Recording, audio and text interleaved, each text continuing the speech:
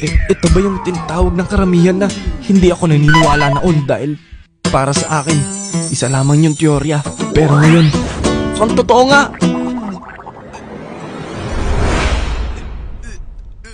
Ang love at first sight!